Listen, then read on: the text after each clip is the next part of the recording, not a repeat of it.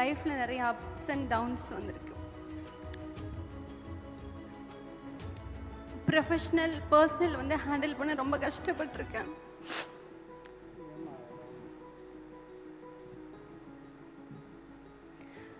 ரொம்ப சோர்ந்து போய் உட்கார்ந்துருந்தப்போ அவர் தான் சப்போர்ட் பண்ணி, நீ போ, உனக்கு ரொம்ப கஷ்டப்பட்டு வந்திருக்கேன். ஏன்னா சொன்ன மாதிரி ரொம்ப ரொம்ப யாருமே வெளியே வந்து இந்த அளவுக்கு வந்ததில்லை, வளர்ந்ததில்லை. அம்மா அப்பா வீட்டுக்கு போகும் பொழுதில்லை, ஸ்கூல் படிக்கிற பிள்ளைங்க, காலேஜ் பிள்ளைங்க எல்லாருமே வந்து உங்களை பார்க்குறதுக்காக வந்தோம், கண்மணிக்கா உங்களை பார்க்குறதுக்காக வந்தோம் அப்படின்வாங்க.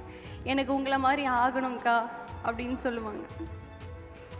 அப்போ வந்து ஒரு விஷயம் தான் தோணும் எனக்கு, நம்மளை பார்த்து வராங்க, நம்ம வந்து விடாமல் நமக்கு கிடைச்ச வாய்ப்பு பிடிச்சி கெட்டியாக பிடிச்சிக்கிட்டு பெருசாக வளர்ந்தா அது அவங்களுக்கு ஒரு சிறந்த முன்னுதாரணம். விழுந்துட்டோன்னா அதே ஒரு பேட் எக்ஸாம்பிள். கண்மணி போனா என்ன பண்ணா, அதே தான் உனக்கும் அப்படின்னு சொல்லிட்டு குழந்தைங்களை நிப்பாட்டிடுவாங்க. அந்த பிள்ளைங்களுக்காக வந்து இன்னும் எவ்வளோ தடங்கள் வந்தாலும் பரவாயில்ல ஓடணும்னு நான் நினச்சேன். கண்டினியூ பண்ணிகிட்ருக்கேன்.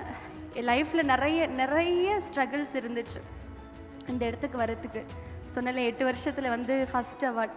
இங்கே இருக்க ஒவ்வொருத்தர் ஷோலேயும் வந்து ஏதோ ஒரு இடத்துல ஒரு மூலையில் இருந்திருக்கேன், ஆடியன்ஸாக இருந்திருக்கேன். ராதிகா மேமுடைய கோடீஸ்வரி ஷோவில் வந்து நான் ஆடியன்ஸ் அந்த ஒரு கூட்டத்தில் ஒருத்தியாக இருந்திருக்கேன். அப்புறம் சரண்யா துருடி அவங்க வந்து நியூஸ் 18 ஒரு ஆங்கராக இருக்கும் பொழுது அவங்களுக்கு இன்டர்ன்ஷிப் அப்ரசன்ட் போயிருக்கேன். இங்கே விஜய் சேதுபதி சார் இன்டர்வியூ பண்ணியிருக்கேன். சின்ன சின்ன ஸ்டெப்பாக எடுத்து வச்சு வந்தது தான், விட்டுற மாட்டேன். ஏன்னா நான் விழுந்துட்டேன்னா என் பசங்க விழுந்துருவாங்க, பின்னாடி வர பிள்ளைங்க வந்து அப்படியே தடுத்து நிப்பாட்டிடுவாங்க, விடமாட்டேன்.